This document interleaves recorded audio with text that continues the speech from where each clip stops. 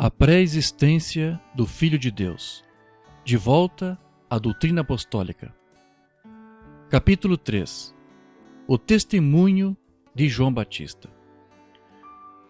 O precursor da primeira vinda de Cristo, João Batista, disse igualmente que o Filho de Deus teve uma pré-existência. João capítulo 1, versículos 29 a 30. No dia seguinte, viu João que vinha para ele e disse: Eis o Cordeiro de Deus. Ele está falando de Jesus, o Filho, que tira o pecado do mundo. É este a favor de quem eu disse, ou seja, do Cordeiro: Após mim vem um varão que tem a primazia.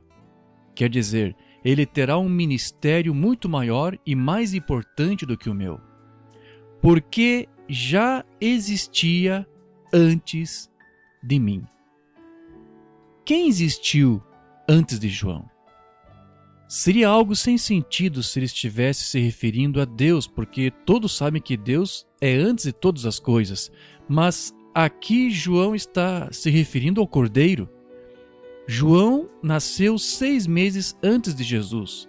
Portanto, ele era mais velho que o Filho de Deus na carne. Todavia, João disse que, mesmo assim, o Filho já existia antes dele. Isso não seria possível a menos que João estivesse se referindo à pré-existência de Jesus. Apesar de todos os seus esforços, nenhuma das correntes cristãs que rechaçam a pré-existência do Filho de Deus soube até hoje contestar a isso. A palavra protos denota primeiro no tempo ou lugar. Ou seja, João refere-se a alguém que já estava à frente dele, por ter chegado ou existido antes. E em outras traduções, obtemos o mesmo resultado. A Bíblia completa judaica, em inglês, diz: Ele existiu antes de mim. A Bíblia ortodoxa judaica, em inglês, traduziu assim: Antes que eu viesse a ser, ele era. A tradução de Darby, no inglês, diz: Ele era antes de mim. A New Living Translation, em inglês, diz: Ele existiu muito antes de mim. Capítulo 4. O testemunho de Jesus. Se não duvidarmos das palavras de Jesus, teremos que admitir que ele já existia antes da fundação do mundo. João 6,62. Que seria, pois, se visse subir o Filho do Homem para onde primeiro estava? Onde ele estava? Ele vai dizer a você alguns versículos antes. João 6,38. Porque eu desci do céu, não para fazer a minha vontade, mas a vontade daquele que me enviou. Jesus aqui está nos dizendo que ele estava no céu antes que ele nascesse e habitasse em um corpo de carne, e que ele havia descido do céu depois que alguém lhe enviou, o qual não foi ele mesmo, mas Deus foi quem lhe enviou. Essa foi uma descida literal de um lugar celestial onde Deus habita, e não uma descida no sentido figurado. E veja que Jesus está dizendo que havia mais alguém com ele no céu. O unicista denominacional tentará mudar a Bíblia e dizer a você que o Filho foi enviado por ele mesmo, porque o Filho seria o próprio Deus e Pai. Mas não foi isso que Jesus disse. Por 2 vezes Jesus falou que não veio de si ou por si mesmo. João 7,28. E eu não vim de mim mesmo, mas aquele que me enviou é verdadeiro, o qual vós não conheceis. João 8,42. Eu saí e vim de Deus, não vim de mim mesmo, mas ele me enviou. Então, ele estava lá nos céus com Deus e Deus o enviou até aqui. Ou seja, ele está dizendo: eu não sou pai de mim mesmo. Eu não sou filho de mim mesmo. Eu não gerei a mim mesmo. Eu não principiei a mim mesmo. Eu não sou Deus de mim mesmo. Eu não enviei a mim mesmo. Eu não comissionei a mim mesmo. Paulo disse que o Filho de Deus era o homem que veio do céu. 1 Coríntios 15:47. O primeiro homem, formado da terra, é terreno. Esse é Adão. O segundo homem é do céu. Esse é Jesus. Em João 17, verso 5, Jesus nos dá um entendimento claro sobre o fato de que ele pré-existiu antes da fundação do mundo com o seu Pai. E agora, glorifica-me tu, ó Pai, junto de ti mesmo, com aquela glória que tinha contigo antes que o mundo existisse. Como sabemos, o irmão Branham cria que todas as coisas foram criadas por Deus através do seu Filho Jesus Cristo, o que demonstra que ele aceitava o ensino bíblico de que o Filho estava com Deus desde antes da fundação do mundo. E, igualmente, o irmão Branham cria no testemunho do Filho de Deus em João 17,5, de que ele já estava com o Pai antes da criação de todas as coisas, gozando de uma comunhão íntima com Deus. Mensagem Perguntas e Respostas sobre Gênesis, do dia 29 de julho de 53, parágrafo 31. Agora, Deus, Ele mesmo, deu à luz a este Filho, que era antes que houvesse até mesmo um átomo ou ar para fazer um átomo. Ou seja, Jesus já existia antes de qualquer criação. Veja, Jesus disse: glorifica-me, Pai, com a glória que nós tínhamos antes da fundação do mundo. Então nós vemos que o irmão Branham declara aqui que, sem sombras de dúvidas, cria que o Filho de Deus pré-existiu antes da criação de todas as coisas e que ele estava na glória com o seu Pai. Capítulo 5. O testemunho apostólico. O irmão Branham nos disse que quando Deus envia um mensageiro para o seu povo, este mesmo mensageiro capacita outros ministros para que após a sua partida possam confessar a mesma mensagem que ele entregou, embora outros não saibam conservá-la da maneira exata como ela foi pregada. Livro das Eras da Igreja, Era de Esmirna, página 133. Em cada era temos exatamente o mesmo padrão. É por isso que a luz vem através de algum mensageiro determinado por Deus numa certa área e em seguida, a partir daquele mensageiro, a luz se espalha através do ministério de outros que foram fielmente instruídos. Mas é claro que todos aqueles que saem nem sempre aprendem quão necessário é falar somente o que o mensageiro falou. Irineu de Lyon, do ano de 130 a 202, o segundo mensageiro da igreja, como nos foi ensinado pelo irmão Branham, era discípulo de Policarpo, que por sua vez foi discípulo de João, apóstolo de Jesus.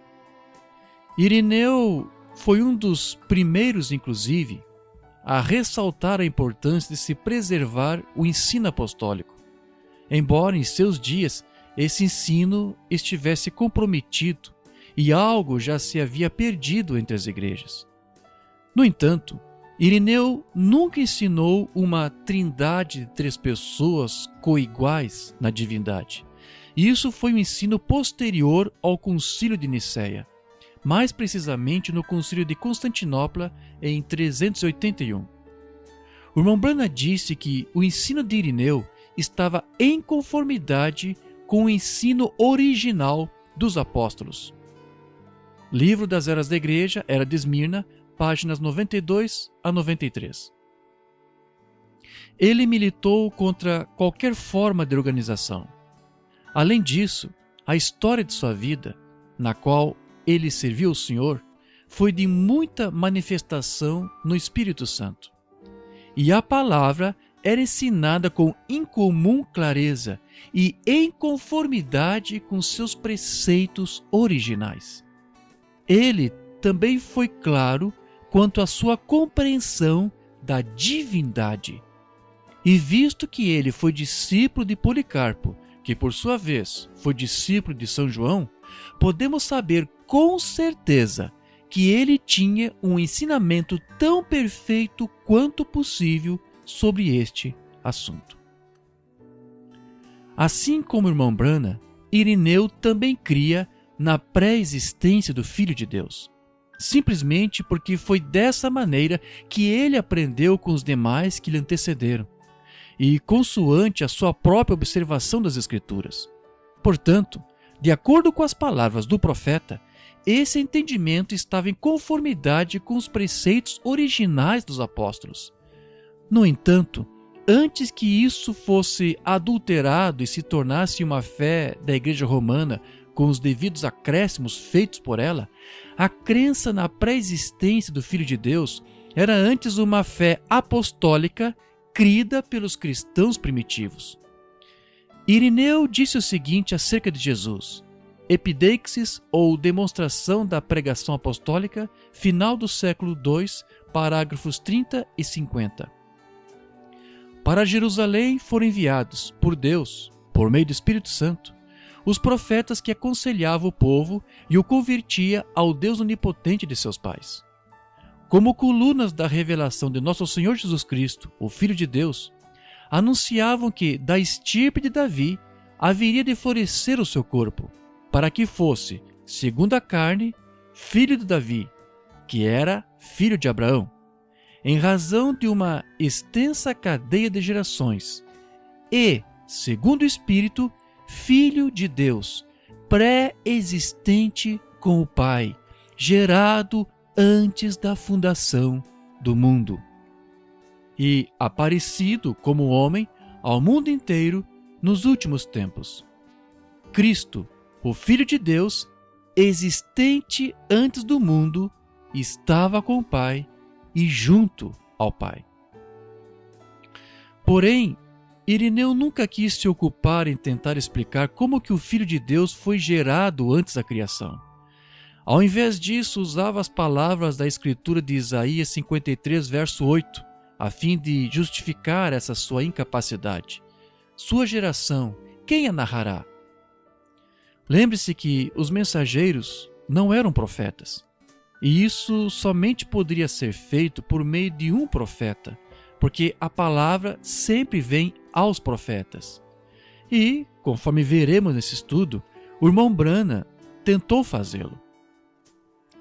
Devido à exatidão de informações que se obtém ao seguir esse antigo padrão de ensino da igreja primitiva, onde um passa fielmente adiante aquilo que ele recebeu anteriormente por outro, o irmão Branham incentivou que se conservasse esse mesmo padrão de procurar dizer tudo exatamente da mesma maneira como foi ensinado. E Deus, através de seu ministério, tem tentado restaurar através da mensagem do seu profeta esse mesmo padrão.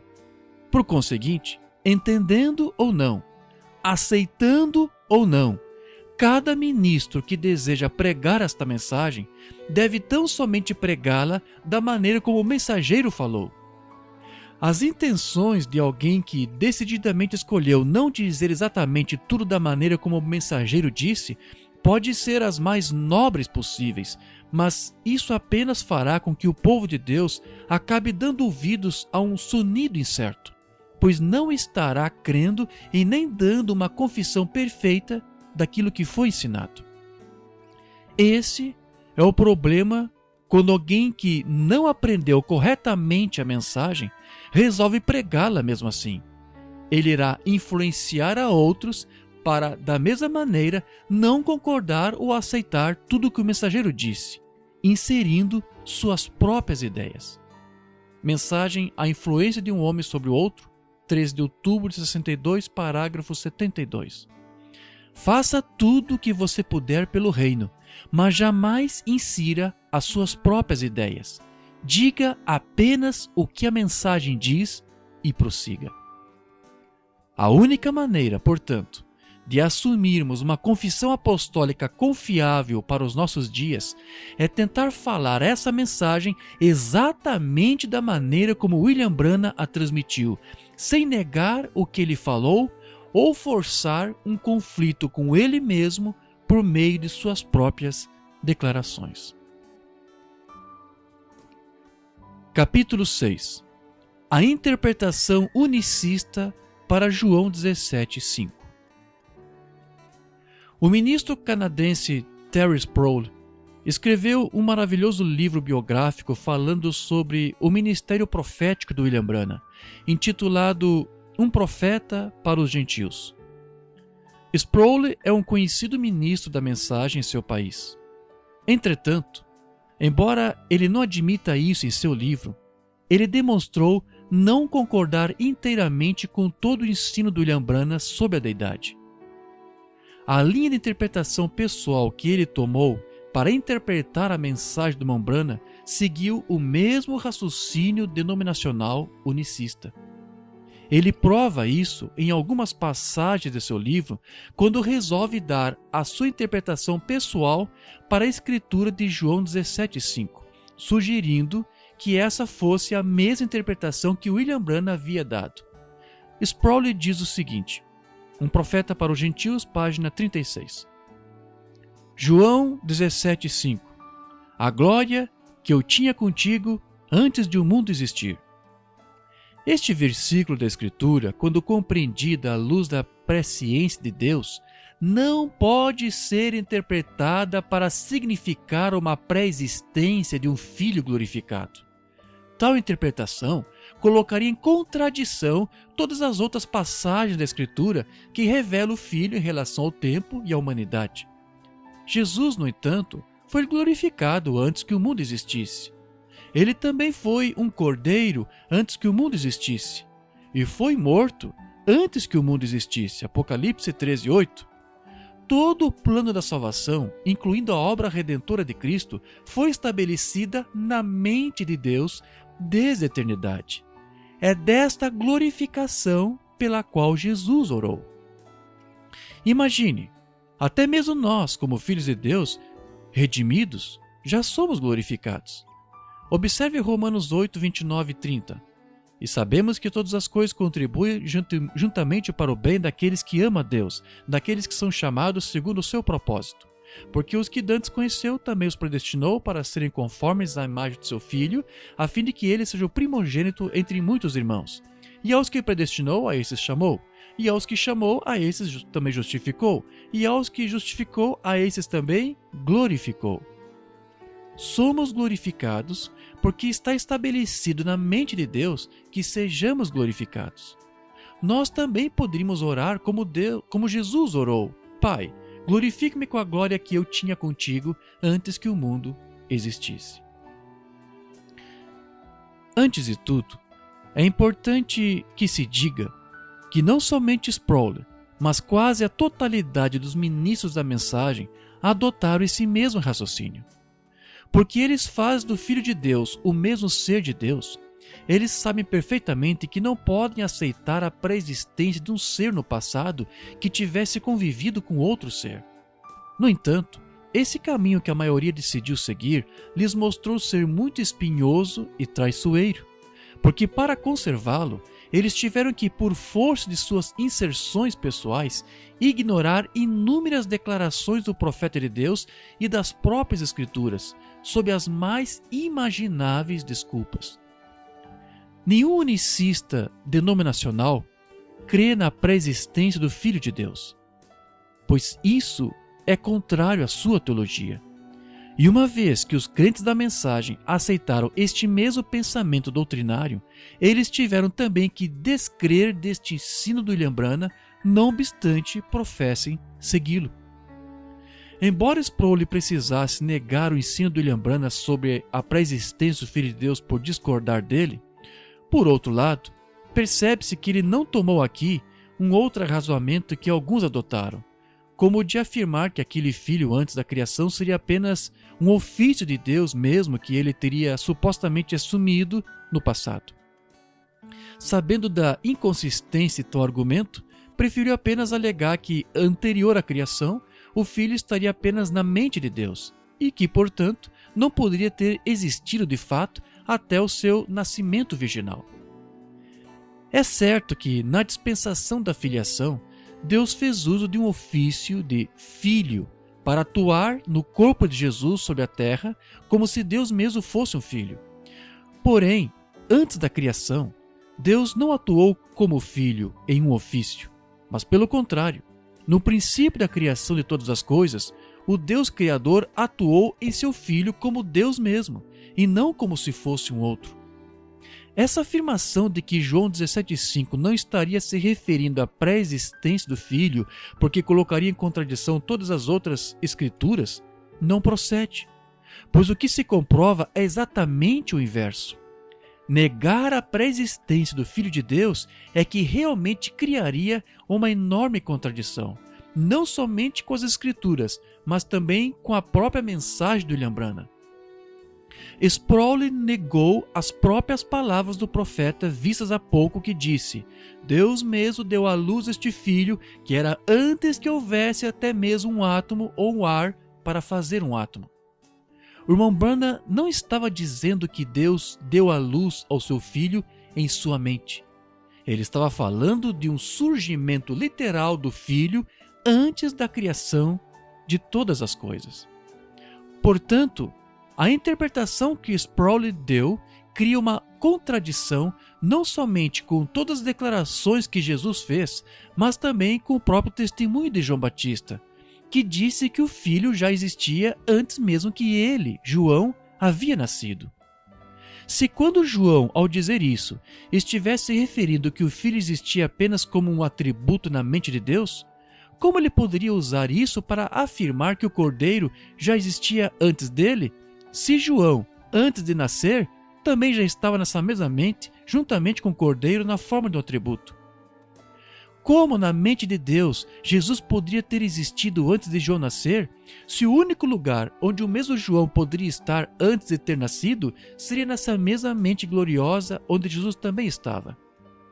Portanto, se antes de João ter existido, ele já estava na mesma mente de Deus, onde o Filho também se encontrava, como seria possível que Jesus pudesse existir antes de João nascer?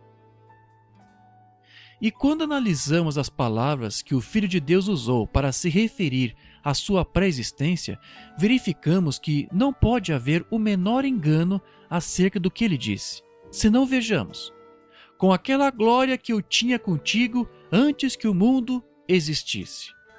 Essa palavra glória vem do grego doxazo, que significa glorificar, honrar, louvar, exaltar, celebrar, conferir honras, ter em autoestima, tornar excelente, tornar renomado, tornar a dignidade e o valor de alguém ou de algo manifesto e conhecido.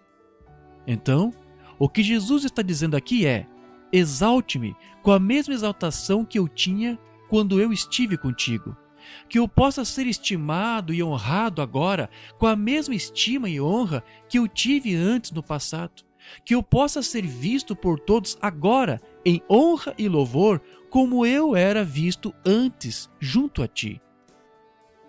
Quando Paulo disse que Deus glorificou os que ele de antemão predestinou, salvou e justificou, significa que ele lhes deu uma posição de honra e de excelência como filhos seus por conta de suas profissões de fé. Paulo não estava se referindo a uma glorificação anterior ocorrida apenas na mente de Deus. A expressão que eu tive vem do grego eikon, que significa que eu costumava ter. O filho sempre esteve com seu pai, usufruindo de uma posição única e honrosa como o seu filho unigênito perante os anjos de Deus. E agora ele queria que os seus irmãos também participassem disso e conhecessem o amor que o pai tinha por ele desde a fundação do mundo. Conforme ele disse em João 17:24: Pai, aqueles que me deste quero que, onde eu estiver, também eles estejam comigo, para que vejam a minha glória que me deste, porque tu me amaste antes da fundação do mundo. A palavra contigo vem do grego parasoi, que quer dizer ao lado. Então, Jesus não estava se referindo em estar dentro de uma mente honrada, louvável ou renomada, mas ao lado de Deus, seu Pai.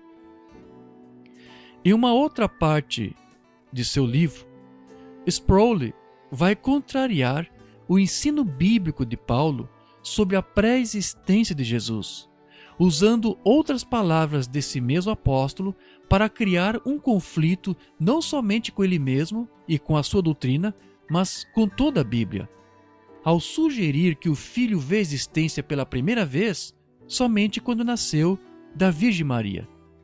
Sproul diz: onde e quando este Filho de Deus veio à existência? Observe as palavras de Paulo em Gálatas, como ele descreve este Filho dos filhos. Gálatas 4:4. Deus enviou seu Filho nascido de mulher. Dessa forma, o Filho de Deus nasceu de uma mulher. Não falhe em ver a sua humanidade.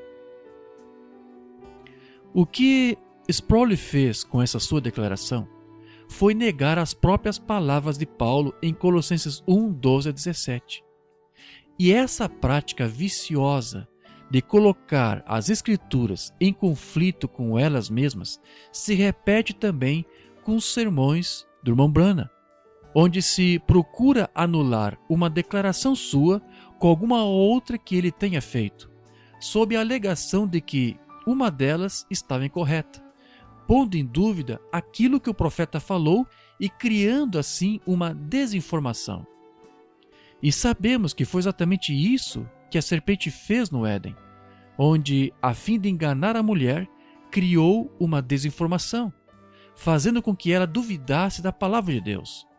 É verdade que Deus disse: não comereis de toda a árvore do jardim? Porém, isso não é verdade. Isso foi um erro, uma contradição. E assim, se algum ministro dessa mensagem refutar o ensino do irmão Branham, que só o que procurou fazer em seu ministério foi repetir o que a Bíblia diz, ele terá que, por consequência, refutar a própria Bíblia, exatamente como Sproul e tantos outros optaram por fazer.